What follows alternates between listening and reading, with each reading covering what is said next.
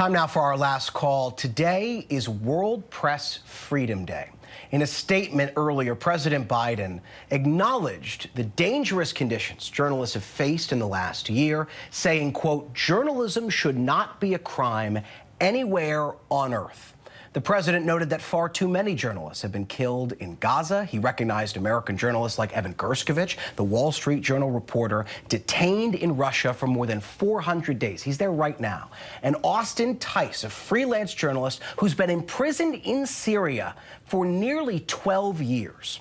So let's bring back our panel to discuss all of this. LZ, as a fellow journalist, what goes through your mind when you hear the stories of those two of our colleagues and the many others who've been imprisoned and in some instance killed for doing their jobs?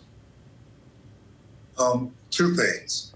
First and foremost, my thoughts and prayers are with the family members, not just those that were featured, but just, in 2020, Jay, you recall, there were hundreds of journalists being arrested all around the world trying to cover COVID as governments try to, keep information from citizens. And so I would just simply say, number two, that if you are a world leader or an elected official and you are speaking ill of journalism, I hope you're speaking ill of journalism because there's something bad happening, not because you are afraid of telling the truth.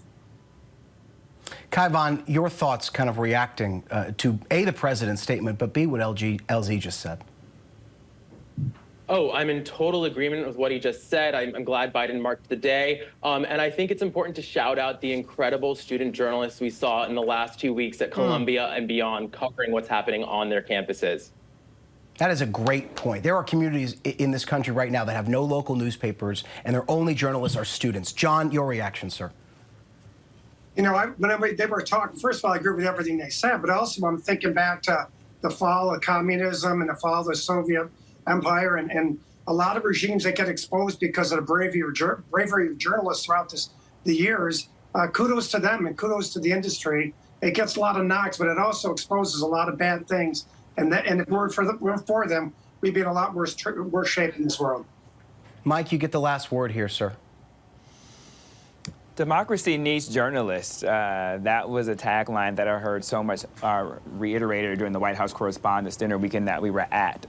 Journalists help protect the guardrail of our democracy. And as you said, Jay reiterated the role that journalists play, in particular in small towns and in local news, and how much it matters.